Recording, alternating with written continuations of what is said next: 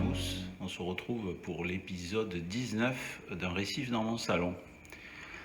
Après quelques commentaires pas très sympas, je voulais quand même refaire un petit point sur l'ensemble de l'aquarium.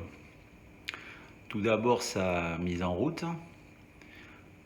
à peu près 3 mois de réflexion et de recherche sur internet, forum, site. Mon attention s'est particulièrement portée sur le site d'Aquamicrophone. J'ai étudié avec beaucoup de précision l'ensemble de ces articles. J'ai pris contact avec l'animateur du site qui m'a toujours gentiment répondu et j'ai appliqué à la lettre ses conseils et ses prescriptions de mise en route du bac marin. Je mettrai donc sur cette vidéo au-dessous le lien vers son site et également sa chaîne YouTube qui est fort intéressante. Vous y verrez beaucoup de conseils et vous pourrez, je pense, si vous respectez ces instructions et que vous utilisez ces produits, et je ne veux absolument pas faire de la publicité, mais force est de constater que dans mon cas, avec ce que je vais ensuite évoquer, globalement tout fonctionne. Oui, il y a eu des pertes de poissons, mais elles ne sont absolument pas liées à ce mode de maintenance qui est quasiment 100% biologique, avec des kits de démarrage de bactéries, de sable vivant, qui semblent avoir fait leurs preuves, en tout cas chez moi. Voilà. Autre chose que l'on m'a reproché, le bac fonctionne à l'eau du robinet. Et oui, il fonctionne à l'eau du robinet. Pourquoi il fonctionne à l'eau du robinet? Parce qu'un aquariophile marseillais, avec qui j'ai discuté, m'a expliqué que les eaux de Marseille étaient d'excellente qualité, voire une des qualités les meilleures de France. Donc je vais également mettre le lien du site de la Société des eaux de Marseille. Et quand vous verrez les prélevés mensuels en termes de phosphate, nitrate ou d'autres polluants, je pense que cette eau, elle est bien supérieure à beaucoup des eaux dites osmosées que l'on peut vous proposer en animalerie. Voilà. Après, je pense qu'il suffit de regarder la couleur de mes coraux et globalement l'état de santé de mes poissons, que certains disent en surpopulation, pour voir que je ne pense pas que cette eau représente un quelconque problème en termes d'aquariophilie marine. Bien entendu, je ne dis pas que toutes les eaux de ville pourraient être compatibles. Je parle des eaux de la ville de Marseille. Voilà. Alors on est en image fixe parce que ça m'est plus facile de présenter tout cela. Voilà, comme vous pouvez les voir, ça reste très coloré. Les coraux se portent à merveille et à ma grande surprise, les 3 petites boutures de coraux durs que j'ai placées il y a maintenant 3 semaines, 1 mois, se développent. Tout doucement, mais elles se développent. Elles ne perdent pas leur couleur et semblent en parfaite santé. Pour les poissons, depuis donc la dernière vidéo, depuis l'épisode 18, aucun souci. Tous les poissons sont là, ils mangent tous très bien et sont en excellente santé. Les clowns continuent de vivre leur vie à l'intérieur de l'énorme sarcophyton qui a encore grossi. Je pense que ça ne va pas s'arrêter. Le jour où sa taille me posera un problème, écoutez, j'aviserai. Alors j'ai pas trop envie de me lancer dans le bouturage parce que je n'y connais strictement rien. Je me renseignerai peut-être plus tard pour voir s'il y a moyen de faire quelque chose. Pour le moment, j'avais à peu près prévu une place pour qu'il puisse s'épanouir le plus largement possible. Et je dirais qu'il fait le bonheur de mes clowns. Donc c'est plutôt positif. Pas mal d'Acanthastrea, vous pouvez les voir sur le récif central avec de jolies couleurs qui vont de l'orange au fuchsia en passant par le rouge et le orange. Mon goniopora, que l'on peut voir un petit peu sur la gauche du récif, très beau avec des polypes qui se développent et qui sont de plus en plus hauts. Mon Pachysclavularia, alors pareil, sur les Pachysclavularia, on m'avait dit gros risque d'invasion. Cela va faire 1 an que je l'ai et il reste stabilisé sur la pierre sur laquelle il était vendu. Ça a l'air d'être une ancienne tuile en fait parce qu'elle est un petit peu incurvée à l'intérieur. Bon, il se développe très bien, il garde de très très belles couleurs et j'en suis très content. Aujourd'hui, j'ai acheté un Goniopora vert fluo. Il est juste au-dessous du clown, du flave. Voilà, bon là il est parti, hein, mais on le voit, c'est la boule un petit peu fluorescente qui se trouve à gauche de l'écran. Bon, les polypes sont pas sortis, il est dans le bac depuis moins d'1 heure. Hein. En fait, je suis passé à mon magasin de Coro. Et voilà, je me suis fait 2 petits cadeaux de Noël avant l'heure. Il y a également un Acanthastrea, c'est celui qui est le plus haut à droite sur le récif et qui présente des couleurs orange et violette. Voilà, les Euphilia se développent parfaitement bien. Les poissons, comme je l'ai dit, vont très bien. Le Centropige bicolore, j'ai eu quelques commentaires désobligeants aussi à son sujet. J'ai redemandé à la boutique où j'achète les poissons. On m'a bien confirmé qu'à partir de 200 litres, vu que c'était un poisson papillon nain, ça ne posait pas de soucis. Alors je sais que pour mon flave, il est encore dans un bac qui n'est pas aux dimensions idéales pour lui. J'ai appliqué les conseils d'un aquariophile sympathique aussi qui m'avait dit justement de réaliser un récif autour duquel il pouvait tourner, parce que quelque part ça augmente sa surface de nage dans le sens qu'il n'est pas obligé de faire simplement des va-et-vient d'une vitre latérale à l'autre. Il peut passer derrière le récif et donc finalement nager en faisant de larges cercles. Voilà, bon, les clowns, j'en ai parlé, ils vont parfaitement bien et puis c'est de nouveau la paix des ménages, plus du tout de gestes hostiles ou de violence entre eux. Mon petit Gobiodon, tranquille, il est toujours posé sur un corail. Je pense que ça doit être plus doux pour lui.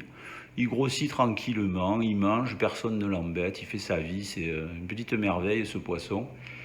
Les 4 demoiselles bleues, aucun problème, elles restent toujours sur la partie supérieure du bac. Donc ça donne un petit peu d'animation, j'allais dire, sur ce périmètre-là, qui est toujours un petit peu plus abandonné par les autres poissons. Voilà, qu'est-ce qu'il y a? J'ai après le labre à 6 bandes, hein, aussi, tranquille. Ce poisson se comporte merveilleusement bien et honnêtement, donc la population du bac est paisible. Et j'ai le sentiment quand même que globalement tous les poissons s'entendent bien, ils mangent bien, je n'ai pas de soucis particuliers. C'est vraiment le bonheur. Autres occupants du bac, donc il y a également 3 Bernard l'ermite, donc 2 méditerranéens que j'ai pêchés il y a déjà plusieurs mois et qui, à ma grande surprise, se développent, ont même grossi. Et c'est étonnant de voir des spécimens méditerranéens finalement s'épanouir dans un environnement plutôt équatorial. C'est sympathique, ou tropical, pardon. Voilà. Quoi dire de plus? J'ai également les 2 crevettes, les Lismata aboinensis. Je les ai maintenant depuis plus d'1 an, les 2, et elles se portent très bien. Alors, dernier point, puisqu'effectivement sur les petites photos du fil de discussion de la chaîne, j'ai grandement diminué mes problèmes d'algues brunes sur le sable.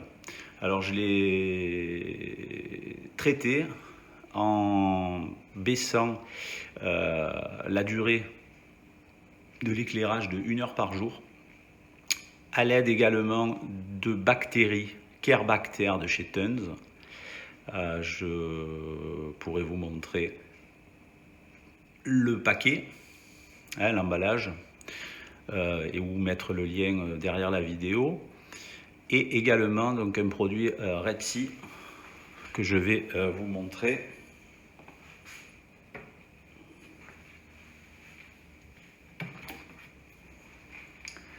Qui est donc ce produit, j'espère qu'on le voit bien à la vidéo. C'est Algae Management de Red Sea, et donc ça traite les NO3 et les PO4. Voilà. Je mets donc, comme vous pouvez le voir, il y a un bouchon. Voilà. Sur l'arrière, alors il y a un doseur important, je pense pour des quantités importantes, qui va jusqu'à 50 ml. Vous avez à l'arrière un doseur pour aller jusqu'à 4 ml. Ça correspond pile à 210 litres, 200 litres, 210 litres. Voilà, je mets ça tous les matins dans le bac. Et les algues brunes ont quasiment disparu, même si j'en ai encore un petit peu qui se maintiennent. Voilà. Je traite également avec des bactéries de chez Prodibio.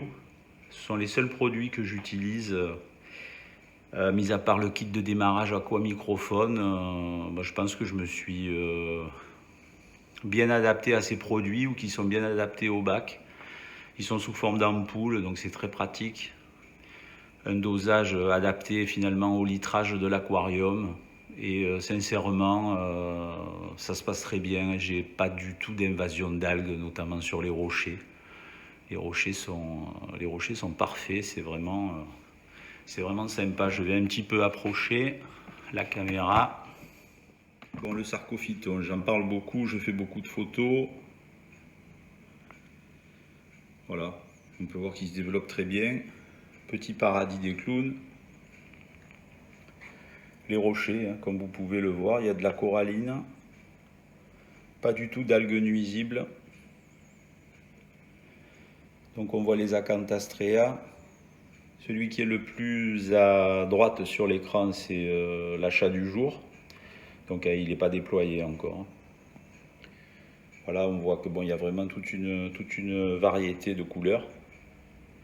Voilà, après le Goniopora avec le contraste du Pachyclavularia, je trouve ça très joli de passer d'un vert fluo à ce rouge pétant. Voilà, j'ai mon très beau Blastomussa, c'est pareil, c'est un corail que j'ai depuis plus d'1 an, qui s'est très bien développé. Alors, il a toujours ses polypes déployés, c'est franchement une pure merveille, j'adore. Alors le Goniopora ultra vert, il sort à peine, hein, là il est, comme je vous l'ai dit, il est dans le bac depuis environ 1h30. Voilà, je pense que ça promet, ça va donner encore beaucoup de couleurs, surtout que c'est pas du tout le même vert que le Pachyclavularia.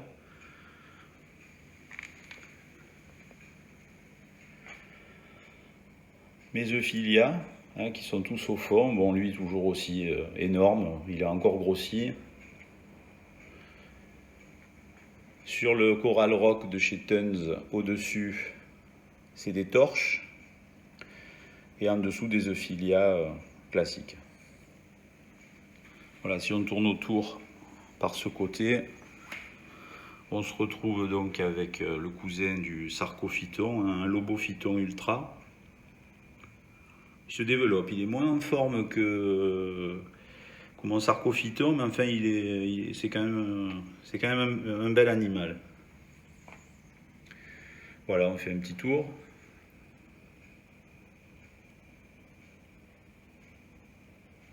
Voilà, les Euphilia torches, j'adore leur mouvement, c'est quelque chose de vraiment magnifique. Ben voilà, je pense qu'on a fait un petit peu le tour pour ce 19e épisode. Je suis toujours très content, ça reste pour moi un grand plaisir de gérer ce bac. Alors effectivement, avec peut-être des méthodes qui peuvent choquer certains puristes, mais pour moi les images parlent d'elles-mêmes. Je vois pas trop comment on peut me dire que c'est un fiasco ou que je fais tout mal. Enfin, voilà. Écoutez, j'attends vos commentaires. Vous savez que c'est toujours un plaisir pour moi d'y répondre, évidemment, quand cela se fait dans la courtoisie, la gentillesse et le respect mutuel.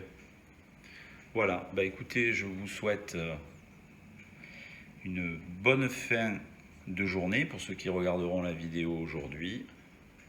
Et puis à tous les autres, je vous dis à très bientôt pour le 20e épisode d'un récif dans mon salon. Salut à tous!